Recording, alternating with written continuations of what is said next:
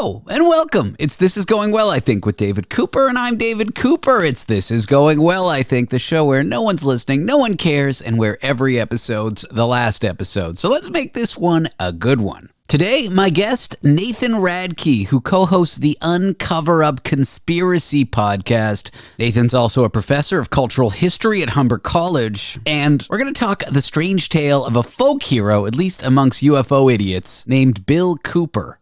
Yeah, there's no relation. He wrote a book called Behold a Pale Horse, and he's the one who said there's something going on with the American government. They're trying to cover up something with alien abduction stories in the 60s and 70s.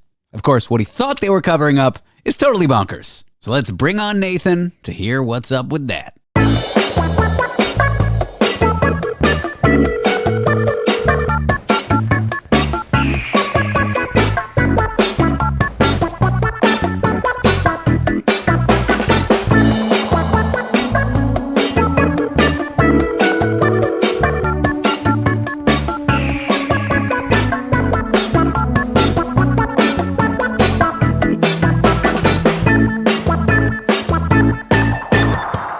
Hello. Hi, Nathan. Hey, it's been a while. Yeah, it's been, almost a year, 9 months. Yeah. So does this mean you're back on the radio? No, this show is my attempt at being an independent creator. Oh, okay. So it's a podcast then. Yes, you've heard of them. Yeah, I'm familiar with them vaguely. It's like the radio, but you get to decide when things play. And I can say, fuck. Fuck yeah. This is going great, Nathan. I think this is an excellent start. I think you should blame the whole the beginning of this on deep fakes and AI. Exactly. That makes me worry. I don't want to talk about the conflict in the Middle East so much, but I do worry. Modern warfare, a government can just create whatever they want, send it out, and then rally up public opinion for whatever reason. I mean, they've always wanted to be able to do that. And now the technology exists that people can do that pretty cheaply. I was thinking about this. I was talking about this with Dan Riskin. Sort of like the golden age of truth in media. Not that a government couldn't have faked a photograph or even a video, but let's say when people started taking pictures and then started capturing video, to fake something like that would require, a whole state's intelligence agency. Yeah. So from, 50s, 60s, the advent of television to around maybe the internet. or maybe even the first little bit of the internet. Yeah. Because we didn't quite have, Photoshop wasn't quite there yet where you could fake something and it wouldn't provide any traces. It wouldn't provide any evidence that it was faked. Exactly. We're going to move into a time, you're right, there was a golden age where there was photographs and video, but there wasn't the ability to fake them yet. And now we're past that, and now who the hell knows what's going to happen. I would call it the golden age of potential truth in media. It's not that a government or whatever couldn't fake it, but and then we sort of lost it for photographs because of Photoshop, but we still sort of had it for video, and now we just can't trust anything. But it's not like it's this awful decline. This is how it was before photographs. So print media, a government could just print whatever they want, force a publishing house to print whatever they want, force a newspaper to print whatever they want, and they could create propaganda like we can today with deep fakes. And so it makes you think, is history at all true? Yeah, we just had a brief shining moment where it's wait, I think we can verify things. It's no, it's gone. And it was in our lifetime. Yeah, we got to see it. Yeah, and so now everything feels so disconcerting. I can't trust anything that Russia says about the Ukraine war. You can't, but maybe you can't trust the good guys either, because how would you know? If you're living in Russia, a lot of Russians hate their own state, but a lot of Americans hate their own state. But I'm sure there are Russians who just believe whatever state media or media outlets that are affiliated with the state. It's a little blurry over there. And then increasingly you have non-state actors who can just post something on TikTok. Yep. And then that'll get to millions of people in a way that was impossible before. Now just some rando can start shaping the zeitgeist just by putting out some nonsense. They can take something from a video game, kind of looks real. They post it. It's seen millions of times. I see stuff on TikTok where people are making wild claims. Sometimes they're true, sometimes they're not. But all I can think of is, what are their sources? Someone's just saying this is how reality works. This is how this science thing works. This is how health works. This is how eating works, whatever the topic is. And there's no sources cited. And these people get millions of views and shared around and taken as the truth. And maybe they are, maybe they're not. I don't know. Yeah, it's kind of also the end of expertise, because what takes place of expertise is just fame. Yeah. And so, and people get tons of views not by saying things that are true, because things that are true are nuanced and complicated and kind of frustrating. Instead, you put out just sort of absolute hot take nonsense, and that's what gets passed on because it's nice and simple and clear and shocking. And so that's what survives in the new ecosystem we've made. What's often true is we can't know, we can't be sure, the evidence suggests, but we can't say it with complete certainty, and that's kind of boring. Instead, it's here's a true wild claim that gets you fired up and that you want to believe because it confirms whatever you think is true already. Yeah, and then because it confirms it, you want to pass it on to other people so it spreads. And if it doesn't confirm, if you disagree with it, if it makes you angry, you also pass it on because you say, hey, can you believe this bullshit? Exactly. Were people brainwashed when print was the main form of media? And now we're going back to that potentially. But you and I in our lifetimes lived through this like quote unquote golden age that I just made up that phrase. I don't know what people call it. There has to be someone smart who's come up with this idea. Surely somebody must have thought of this. Well, I mean, the problem is with every media revolution we've had, like the printing press, it allows us to get tons of more information out, which is great. But like information comes with its ugly siblings, misinformation and disinformation. And they've got an advantage because they tend to be more interesting and simpler and kind of catchier. Yeah. Like it was only a couple decades after the printing press came out that we had our first media-driven mass panic. Actually, you and I talked about this on the radio years ago about how some astronomer or astrologer said, hey, I think that there's going to be a flood in 1524 because all of the planets are going to line up in Aquarius or Pisces or whichever nonsense it was. And then those pamphlets got out and they spread all over Europe and people lost their minds. Nowadays, people are saying, thanks, Obama. But back then, they would have said, thanks, Gutenberg. Is that kind of, yeah. Yeah, exactly. So I just like, for example, World War II, very fuzzy photographs, very low quality video. Most of the population was getting their info from the press, the printed press. From journalists who were on the ground and like writing stuff down and then saying it in words. And the narrative is the West did everything right, the Nazis did everything wrong. And while, yes, the Nazis were deeply evil, and as we have facts coming to light, but, America, carpet bombed Dresden? Like, there was awful things done that people didn't really hear. So all they thought was, okay, my country is the heroes here. And the Soviets, I'm sure, put out equivalent propaganda. And it's just sort of, that's the narrative. That's the accepted truth. And I'm not saying that the Allies shouldn't have destroyed Germany. I'm a Jew. I'm not a fan of Nazis. Sure, that's fair. I'm just saying, who knows? It was just as bad then as it is potentially now with deepfakes. Well, I mean, there's no question about the evil of the Nazis, but the problem is that we also have to look at some of the horrors that our side has done. Like, war is grim. When soldiers go into a place, they do bad things usually. They got guns. They have ultimate authority to use the guns however they want. They can do what they want. And sometimes they do. Yeah, and then there's the mass examples, Hiroshima, Nagasaki, like destructions of entire cities. And yeah, so and that, again, that doesn't give us into this like false equivalence. It's like, oh, both sides are equally bad. It's like, no, we can still point out the individual horrors that are done by ideologies, but we can't then kind of just close ourselves off to the fact that it's like, oh man, we have done some nonsense too. Yeah. I mean, what was printed, what I was taught was that the bombing of those two cities, the nuclear bombing of Hiroshima and Nagasaki were what needed to happen. It was what was right ultimately. But nowadays, when warfare occurs in a city, when there's civilian death, even if the side that is defending themselves or whatever, it kills civilians, that's objectively wrong. No matter what your military goal is, no matter what you're doing, even if you're defending your own country, it doesn't matter. If you kill civilians, it's wrong. And that just wasn't the narrative as far as my understanding when, at least to Americans and the West, when Japan was bombed like that. And I assume that's because it was what was printed about it. I mean, I've heard arguments, of course, saying that, no, here's why Hiroshima was necessary, because otherwise you would have had to invade mainland Japan and it would have resulted in this many deaths. And you can kind of do this sort of calculus. Sure. I would argue to that, but couldn't you have dropped the bomb offshore somewhere and just told the Japanese government, hey, watch this? This is going to happen to you tomorrow unless you surrender. Yeah, exactly. And even if you do say, no, it had to be a city in order to make the full point, to then destroy a second city like less than a week later, that just seems like a bit of a flex rather than something that was necessary. Also, it was a different kind of bomb. They really wanted to try it out. Oh, they did two different kinds? Mm-hmm. Oh, I didn't know that. What is it, Big Boy and Little Horn? What are the two names of the? It was Fat Man and Little Boy. Fat Man and Little Boy, yeah. I didn't realize it was two type of nukes. Yeah, two slightly different kinds.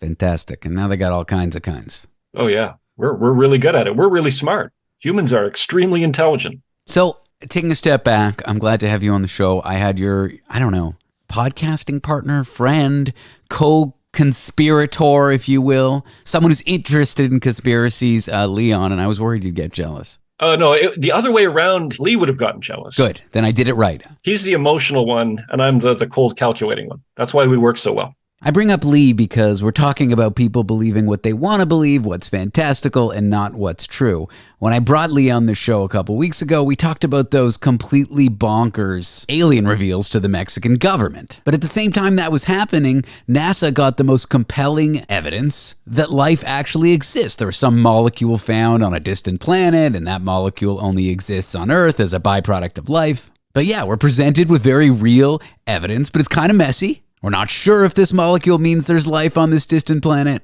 Or you believe the fantastical stuff, which is bodies, really of ancient people, they were mummies, revealed as aliens on television. What are you going to believe? Some people would rather believe the wild stuff instead of the true stuff. Anyway, that is my whole segue, because we actually are going to talk about aliens, but this time, the sinister things behind abductions. And it all starts with a gentleman named Bill Cooper. Who is he? All right, so here's how we can get into Cooper. For the last year, on the Uncover Up, Lee and I have been diving into the entire UFO situation. I mean, it's sort of blown up. We've seen the congressional hearings, and there's been all this footage released. And it seems like there's these really shocking claims that are being made. And so we do what we always do. We go back and we're like, okay, where's the beginning of this? And the story of UFOs and flying saucers, it's amazing, but it's super frustrating. I was trying to figure out what it's like. It's a bad analogy. It's like trying to play Frisbee with smoke rings. It looks like there's something there. When you try to grab it, it kind of dissipates. It's super frustrating. But what's amazing is the story itself. Back in the 1950s, where you really start to see this thing pick up in pop culture, and the government's paying attention to flying saucers. And there was this movement called the contactees. And these were people that claimed that they had been visited by flying saucer pilots from Venus who would take them on flying saucer rides. They always looked like humans. They sometimes had blonde hair and blue eyes, which should make us a little bit nervous. But these aliens were always here to tell us that they were trying to warn us about our own destruction, about how we were going too far with nuclear weapons and all this other stuff. And so clearly that was sort of like wish fulfillment. People were terrified about the 1950s Cold War and nuclear destruction, and started telling this myth, this story, this secular version of this angelic being that comes down to rescue us. And that's where we start off with aliens in the 50s. Is occasionally you'll get like an alien invasion, but for the most part, they are wiser than us, and they're here to save us. At some point between then and now, something went really sinister with the alien stories that we tell. Butt probing. Yeah, the butt probing. The butt probing is an excellent example of that. And so that was the kind of question that Lee and I were asking. It's like, but what of the butt probing? There's nothing like that in the 50s. And yet you get to like the 90s, it's all butt probing all the time. So I guess I'm thinking of Bill Cooper, but I'm also thinking of you guys, assuming these alien being sightings and abductions aren't true or haven't met their burden of proof to prove that they are true. So we can't buy them. I guess the question is, why were so many people erroneously, and with sincere belief that it was true, why were so many people erroneously saying that this happened to them and they saw these beings? And then why are these reports getting more and more sinister? Like, is there something behind it? Is the government drugging them and faking it? Or, is there someone behind the scene here causing there to be more of these false reports? I don't know. But is this the kind of question that you're thinking? This is the sort of thing that we're asking. In the 1950s, we have all these pleasant, non-butt related visitations claimed. And the people who claimed those, the contactees, they were, for the most part, just scammers. They didn't believe their own stories. And we know this from reading personal correspondence and things like that, or they come out later and say, we were just trying to make a buck off these books. But in the 60s, we moved from being contacted to being abducted. Now the alien story changes. You have people like Betty and Barney Hill, the famous example. They're driving at night, their car stalls, they get out of the car, they have weird missing time, and then all of a sudden they're in a different place, and then they get hypnosis and they uncover all these memories. So things start to get a bit darker, but it's the 70s where this alien story goes from being kind of fun and pleasant to being like real twisted. And there's a bunch of reasons for that. And part is that our culture just started to become more cynical and more, I guess, more cautious about things like government. I mean, think about what happened in the 70s. Think about the stuff that was revealed about the American government. Golden age of press, the golden age of press. The press started reporting that the government was fucked and people started believing it. Absolutely. And the government had been fucked for some time. What, since the year 5000 BCE? What are we talking here? Basically, as soon as we had government, but in particular the American government, which of course is the home to so many conspiracy theories. In the 50s and 60s, we had like MK Ultra mind experiments and COINTELPRO, like massive overreach in surveillance projects.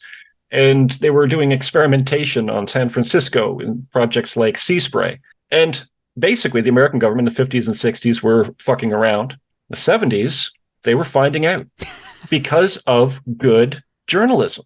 Like the 70s were an amazing time for journalism. And so things like Watergate and MK Ultra and COINTELPRO were sort of busted wide open. And so now the American people were confronting the fact that, like, wow, this government that we were trusting to protect us against enemies from the outside, maybe they were our enemy on the inside the whole time. It's like the calls are coming from inside the house. Yeah. Exactly. That's the 1970s. That's a 1970s moment. Calls are coming from inside the house. And in 1967, how did he know that? He's got a great memory. No, I looked it up before the show. In 1967, the Freedom of Information Act passes by what I can imagine is a government official who is the equivalent of a sadomasochist. So the government has to, now do they always, but in general, the government has to give information about what it's doing to any reporter that asks. Yeah, and that's part of the reason why we start to see all of these scandals sort of show up in the 1970s. And at the same time that's going out, the tiniest little weirdest thing happens that turns out to have this massive impact is that a couple cows die. And then the Scottish people start doing crop circles. That's probably unrelated, but okay, a couple cows die. A couple cows die in the American, like, Southwest. And because flying saucers are kind of in the news, people say, hey, maybe this is flying saucers. But then that story becomes part of the UFO mythology, and everything that people are scared of at that moment. They're scared of the government because of all of the true stories that will come out. So people are starting to say things like, wait, I saw some black helicopters around where that cow died. Maybe this is part of some weird government experiment. Or maybe the government's working with the aliens. Why are they mutilating these cows? Like, what's happening? And this story from the 50s of the pleasant people from Venus trying to warn us about what was happening, by the 70s, no, they're all in on it. This is part of some kind of big, sinister story, and it's all being held back from us. And like something messed up is going on. So who is Bill Cooper, and where does he come into all this? Well, Bill Cooper is big into aliens. He's reading a lot of these 1950s and 1960s authors. And again, some of those guys were scammers. Some of them were just trying to get books out and sell a bunch of units. But Cooper believes it all. And so he writes to this guy, Gray Barker. Gray Barker was like the captain of the 1950s UFO scammers. He was taking pictures of like pie plates and saying they were flying saucers. He was doing it all. And Barker starts to get letters in the early 80s from this guy, Bill Cooper, who's like, yeah, I've read all your stuff. I believe it all. And Barker's a bit worried because Barker doesn't believe it all. It's his stuff and he doesn't believe it. But Cooper's bought it all. All of these alien stories, and then the cattle mutilation stuff and human experimentation and deep underground bases that the aliens are concealing themselves in. Cooper believes all of it. And he sees it as part of this massive Manichaean battle. The aliens, they're on the side of the demons. They're on the side of Satan. And everything that happens, everything that unfolds is part of that one story. And the government, if they're with the aliens, they're also on the side of the Satanists. Whoa. Yeah, so I mean, we've gotten very bleak at this point. We're a long distance away from, hey, do you want to go for a flying saucer ride? Is this just weird Christian mythology having to do with good versus evil, Satan versus the Lord, and somehow working the American government and aliens into it too? That is a lot of it. I mean, a lot of it is that we want the world to be in this sort of simple black and white, dualistic, good and evil kind of system, because then we can kind of try to understand things that happen. We don't like randomness. We don't like just chaos. We want everything that happens to be under the control of somebody. But because so many terrible things happen, there must be a powerful agent that is also evil, because surely a powerful agent that was good wouldn't allow all of these awful things to go on. And this is the fundamental idea behind this. I call it Manichaeism, this idea that everything in the world is this battle between good and evil. And it's very tempting. It's a very seductive viewpoint. It's nice and crystal clear, even though, of course, we know that real life doesn't have those nice, clean distinctions between good and evil, that there's an awful lot of gray in between the dark and the light. I mean, I don't think there are good and bad people. There's just people, right, who do good things and bad things. And you could have a wicked, dictator who's genocidal, but he could be a good husband. You could have someone who does charity every day and secretly they're a serial killer. You can't know. Yeah, but we want to know because it makes the world make sense. We want to make it make sense. And the more complicated things get, and of course, with our media landscape, things are always getting more and more complicated, more elaborate, the more we want to return to something simple, something clean, even if it's not true, even if it's wildly inaccurate. And so that's part of, I think, what's happening to Cooper here. He wants to know. He knows that things are messed up. He can feel that things seem like they're a bit of a crooked game. And this story that he's come across about the evil aliens, that's a story that allows him to then understand everything that he sees around him. And he puts everything, all of history, all of society, all of culture, he puts that into that one story. Is that the story of his book, or is there more to it? Well, then it gets kind of complicated. So Cooper he's got a radio show. He's doing some shortwave radio stuff. He's putting out old-timey pamphlets, like the old zines that we used to photocopy and mail to people. And he's convinced to put together a book. And so he does, Behold a Pale Horse. And the book is extraordinary because it starts off with him explaining all of this evil alien stuff, setting it up. It's like, no, there's evil aliens. They're working with the government. This group MJ12 is like this top level government secret stuff. And the aliens are experimenting on us and the government knows about it. And the cattle mutilations and secret bases on Moon and all of this. And then about halfway through the book, and this rarely happens when somebody writes a book, he changes his mind. I love it. I mean, yes, people do that over the course of a career, maybe their second book. Sure. I love how he didn't even say, the first part of the book is a wash. Here I am changing my mind as I continue to write this. I mean, he's already written the first part, might as well leave it in. And then he makes this extraordinary move. And the move is, wait a second, the conspiracy isn't that the government's working with the aliens and all that stuff I just said.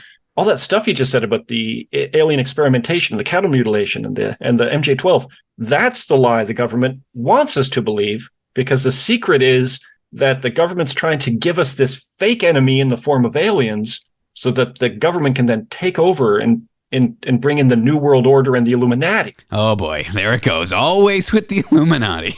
Always with the Illuminati. Yep, that's, as you peel off the conspiracies, you end up there. I feel like that's always how it goes, unfortunately. Yeah, and it gets more unfortunate than that, because as part of the evidence for this Illuminati move, Cooper, in his book, reprints a bunch of the protocols of the Elders of Zion. Of course. Yeah. I love it. Although, to his credit, he says that it's not the Jewish people that are doing it, and that when you read the protocols of the Elders of Zion, you should always cross out Jewish person and put in Illuminati. Oh, okay. So the everyday Jewish person, I'm not in on it. Exactly. Yeah. Well, that sucks. I want the stock tips. I want to take the elevator to the center of the earth. I want to wear the cool robes. A flying saucer eyes. Yeah, that's where the action is.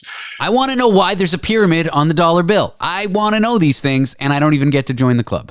Pyramid with an eyeball, making it even stranger. Whose eyeball? That's what I want to know. Yeah. Whose eyeball is that? That's the question. And the answer is, surprisingly, Beyonce. Oh, wow. I'm more of a Rihanna guy, but hey, I guess we'll give it to her this time. Okay, so that's wild. So what makes him change his mind? As he just goes through it and as he tries to compile it, research into it, he decides this is too much, this is unbelievable.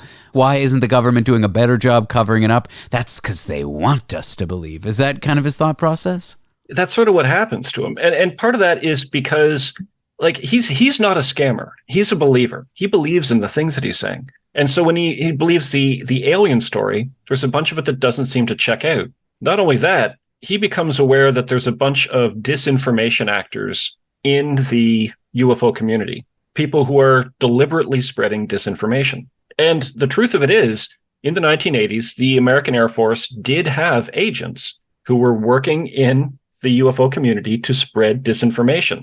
And a lot of stories about underground bases and alien experimentation. You can trace those stories back to Air Force agents in UFO communities spreading those stories. The commonly accepted narrative there is that they did do this, and the reason they did it was to cover up or discredit anyone discovering experimental aircraft, especially around Area 51, where they were testing out these new planes, new plane technologies, new weapons technologies.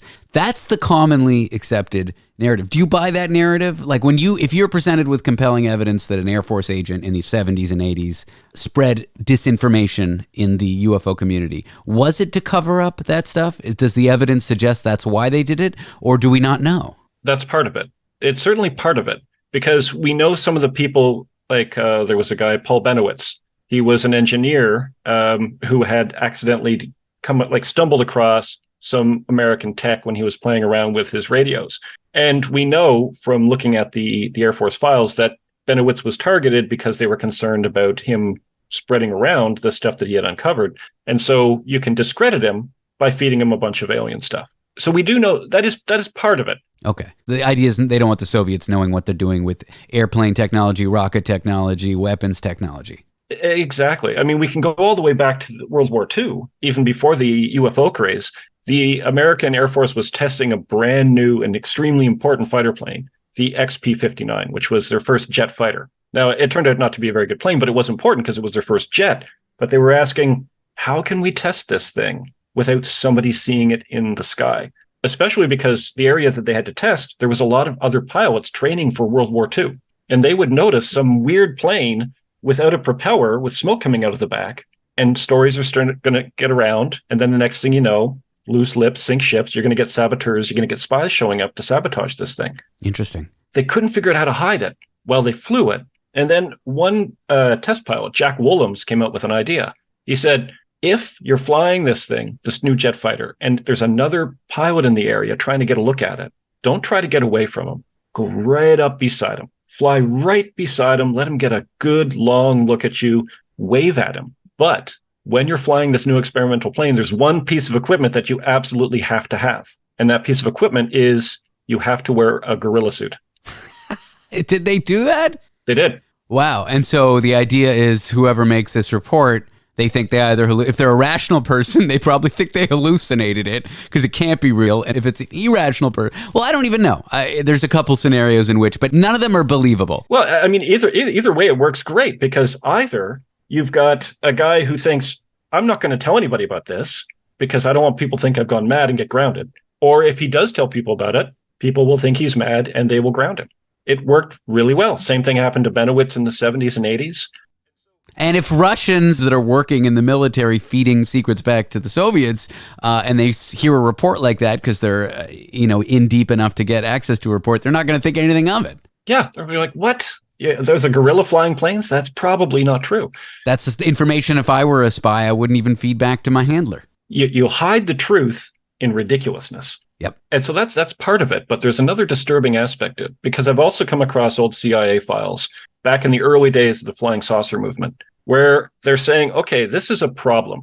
Not that they were worried about alien attacks, but that they thought that the Soviets were behind all the flying saucer stuff. They thought it was a psychological warfare operation. And the CIA was very interested in two things.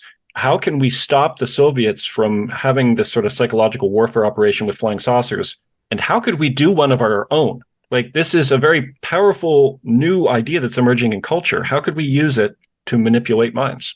Yeah, I mean, Russian interference with the 2 elections ago, and even this current election, even though Biden got elected in the end in the U.S., is a real thing. Yeah. So that's another potential reason for why these rumors got ugly, not just that the Americans were leaking them to cover up their Air Force programs and weapons programs, but also done by foreign state actors. Is that what you're trying to say? It's a possibility. Uh-huh. What we do know for sure is that the CIA, and likely the KGB, because they were kind of mirror versions of each other, that the CIA was very interested in how the story of flying saucers could be used to manipulate populations. I see. So they were experimenting on American people, making them believe wild things, seeing how well it worked, refining the process, so then they could do it in a foreign country. Yeah, that is entirely possible. And based on the information that we have, maybe even probable. Okay, so these are all plausible reasons for why American officials, for which we do have evidence, a little bit of evidence, We do. spread rumors like that.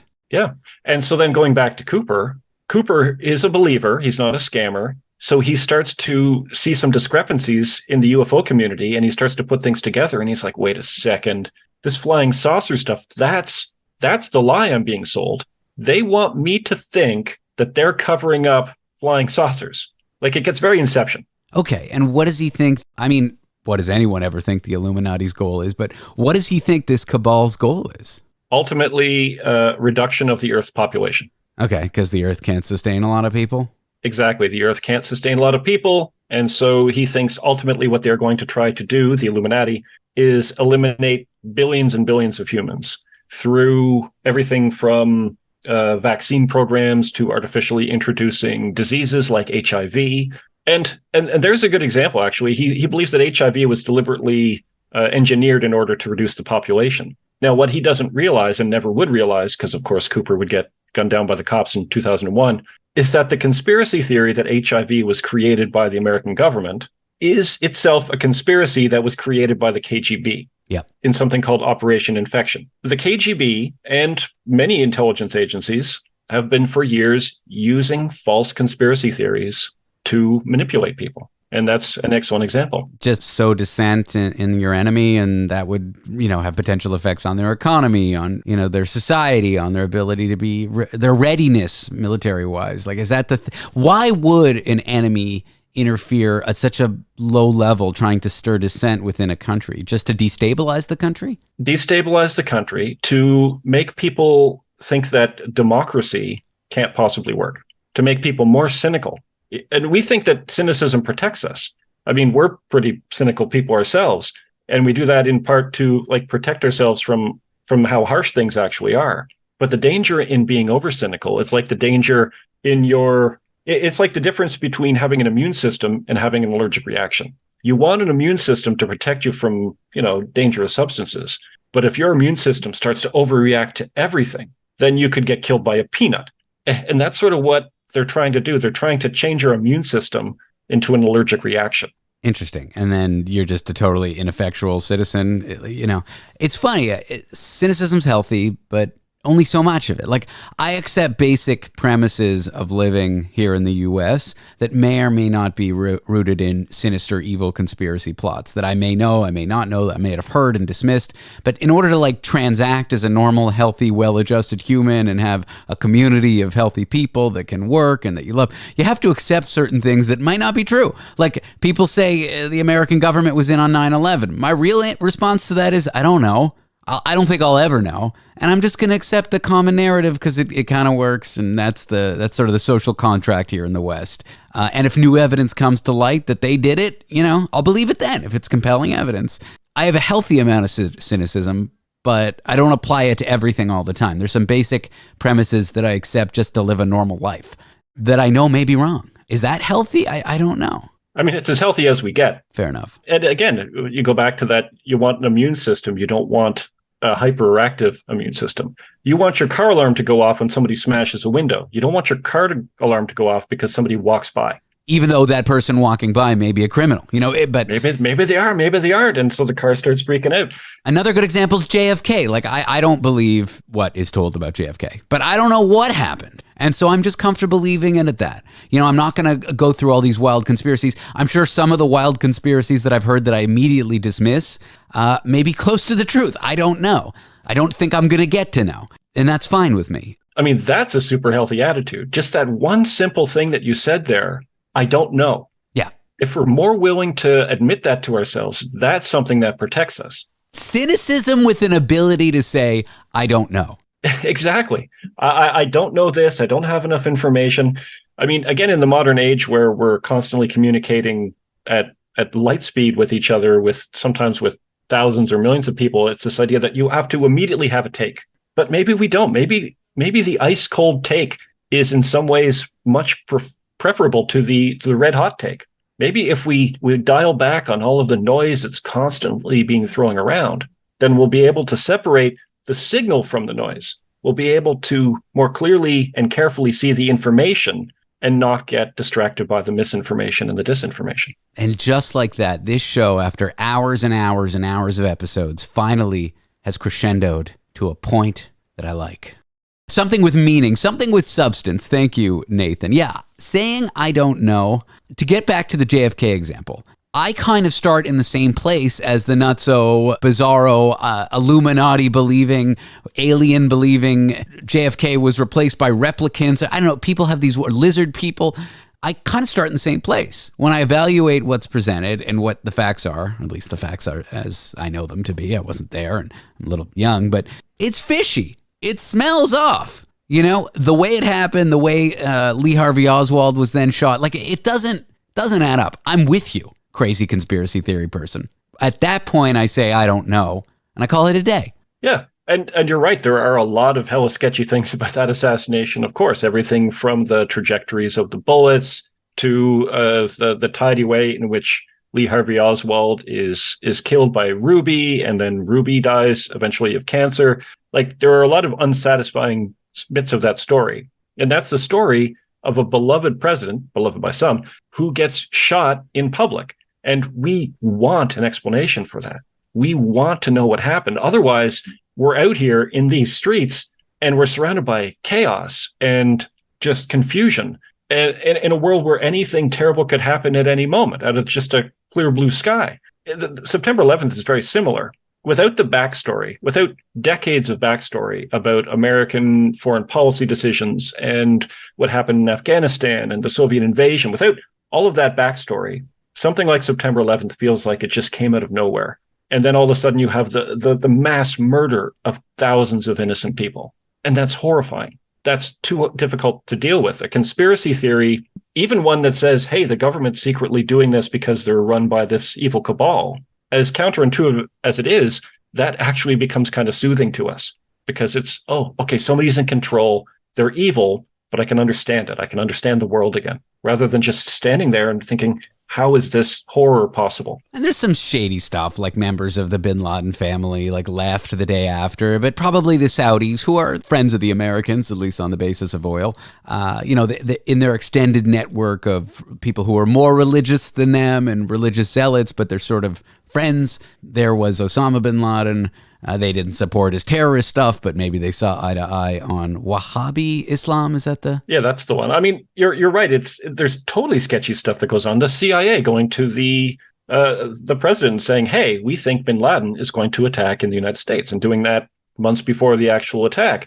Like, there's all sorts of sketchy stuff, but it's a messy sketchiness. It's not a tidy sketchiness. It is. Like, you know, and I think Bush is friends with the Saudi royalty and they're legitimate friends, but, you know, sometimes your friends, their friends are your enemy. And so, like, there's bin Laden sitting in this awkward looking bad for them. And so they're like, okay, get his family out of the U.S. They kind of knew that it was probably him early on. You know, I think it was a little shady, but it's complicated. And the American government and the Bush family's relationship with the Saudi royalty is like complicated, and their relationship with their extended, you know, friends and family, if you will. It's all, you know, and so that's like my idiot take on it. But I think there's stuff we won't know. But do I think the government planned 9/11? No, I don't. I think years and years of interference in Middle Eastern politics and war drove the Taliban to do something like that.